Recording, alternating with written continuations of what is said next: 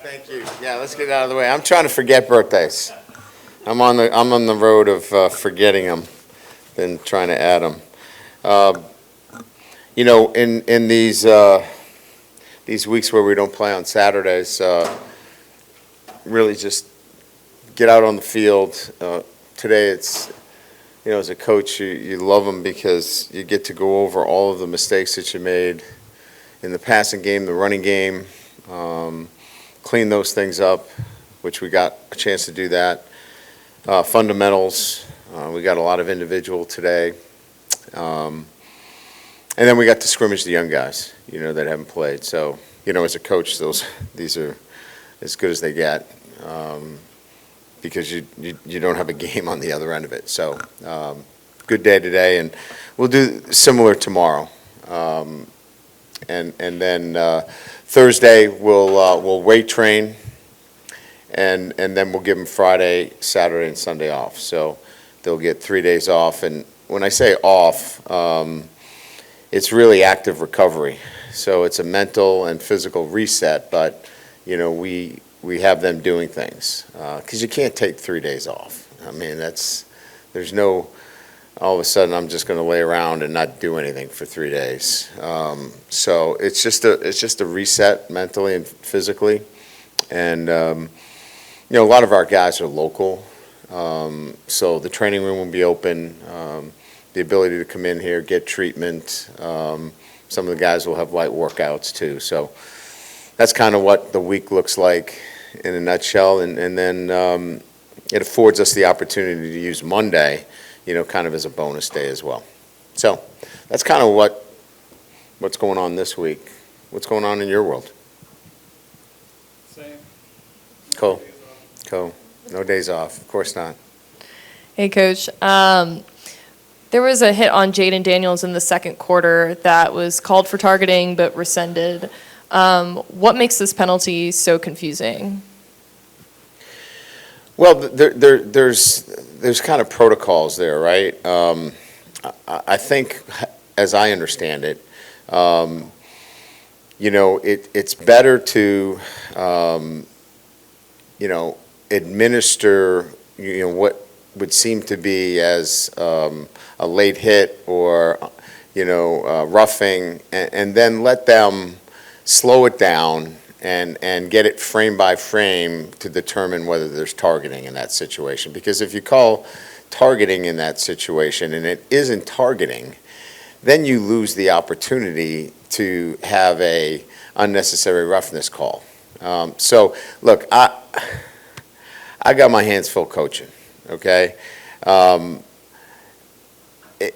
it just seems to me that might be the way to go about administering it. Now, there's a supervisor of officials, and he's really smart and he knows what he's doing. But those are kind of the things that you're looking to see happen in those situations. And I think that's what happened the second time.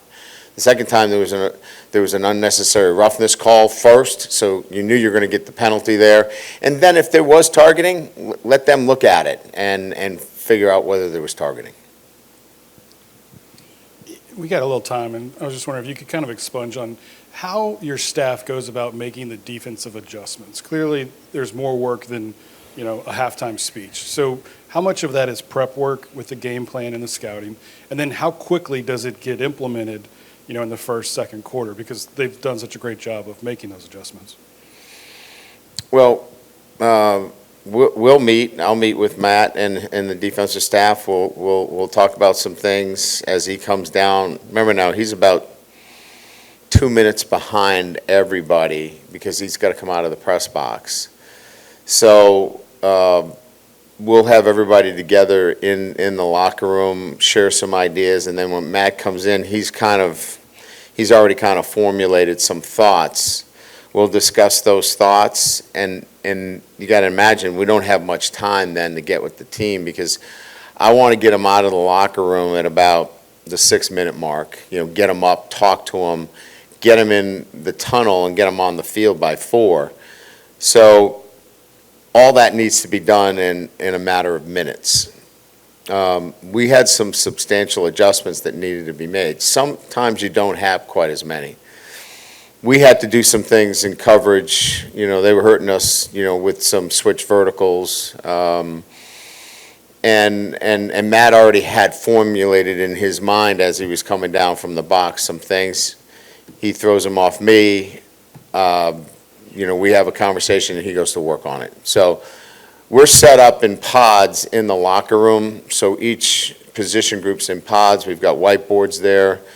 He gets on the whiteboard, puts up the adjustments. We go to work and the guys digest it and did a really good job, and we go out and try to execute it. Hey, Coach, right here. An opportunity this week also presents itself on the recruiting trail for you and your staff. What are the goals, I guess, you have for an open date in terms of getting out and seeing high school players, and just what do you hope to get out of this week in that regard? Yeah, so we'll send out Coach Polian after practice today. He'll be the first one out. So we did all of our special teams today. So that allows him to get out and get the first run out, because we're sending him, a little further out. And then tomorrow after practice, the staff is all out on the road. So we'll get everybody else out on the road. And so that gets us Wednesday, Thursday, and I want to get the staff heading back after Wednesday morning, where they touch base with a recruit Wednesday morning in an evaluation sense, so they can be back here for Friday night, so they can be with their families Friday and Saturday. What we're trying to accomplish essentially is get with our committed players as much as we can, and then our top 24. So this is a combination of 23s and 24s. Coach, right here, you've had success guarding mobile quarterbacks such as Anthony Richardson and Jackson Dart. How important is that now that you face a quarterback like Bryce Young? Yeah, I mean, they've all been so difficult to defend, and this will be the most difficult. And I think what's most difficult with him is improvising, his ability to improvise, and as he improvises, he's making plays. Like, he's getting the ball out to skilled players. So an enormous, I think, challenge for our defense to contain him in some fashion. And maybe you even, have to look at, how do you slow him down a little bit, because he just is that good of a player. Hey, Brian. There was so much discussion earlier in the season about sort of around the offense with tempo and getting the ball snapped above 15 seconds because it was maybe what was working best for Jaden. It seems like the last two games, that hasn't necessarily been what's caused the change in the last two games. So maybe even without tempo, why is that working so well now, even though y'all aren't trying to go super, super fast? Well, early on it was, just to give you a perspective, when you go fast, things are they have to be simpler. The reads have to be much more singular, because protections have to be one-dimensional, because you don't have a chance to check everything. So you can imagine if you go fast, especially teams that really go fast, you can't have a lot of different moving parts within that offensive scheme. So going fast, you can assume that these are not plays that you have to check. These are plays that are repeatable, if you will. And so that was part and parcel of the development of a quarterback that was learning the offense.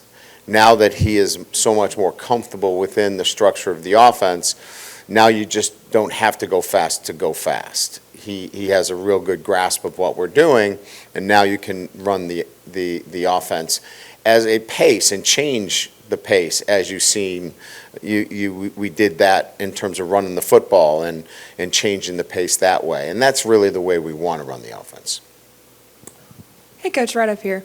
So the defense has allowed early touchdowns within the last 3 games, within the first 2 minutes in the Ole Miss, Florida, and Tennessee games. What can you kind of say about that pattern, and do you think it kind of served as a wake-up call for the defense early in the game, and how do you think you can kind of prevent that pattern continuing against Alabama? Yeah, So, yeah, it's one of those conversations we had in coordinators meeting.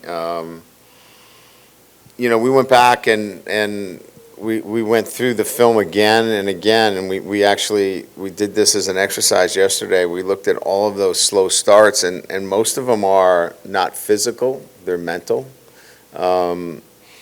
We felt like physically, we were really ready to go. So, I think, we just have to get our guys locked in mentally early on, and it just seems like they play better as they get into the game, but we just have to get over that in some fashion. It's not the bus, it's not the food, it's not the bed they sleep in.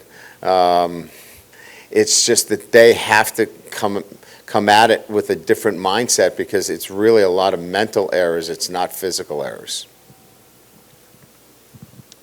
Hey, Coach. I think people on the outside would look at the win-loss and think y'all are further ahead than maybe people thought in year one y'all might be at this point.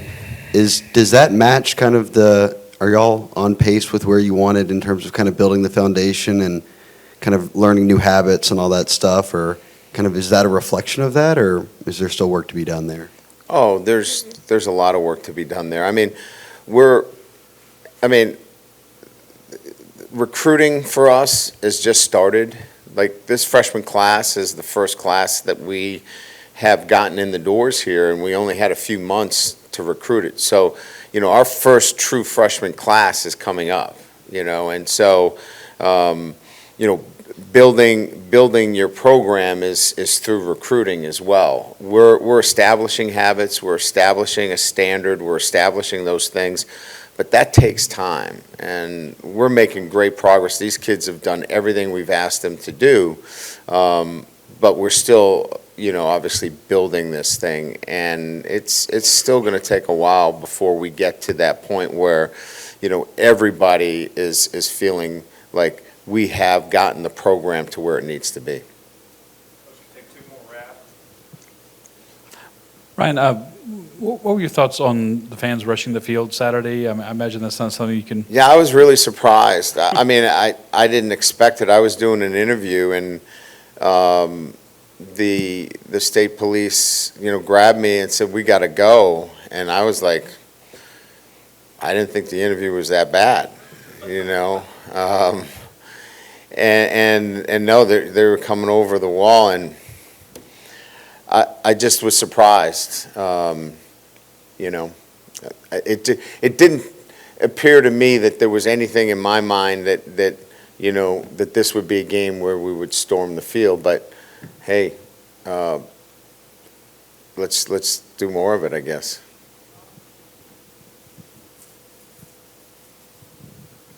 Hope I don't get in trouble for that. Probably, yeah. That's going viral. Is it? Damn. All right, let's do more of it. The commissioner's going to get me. I don't mean to do it. I mean, let's win more.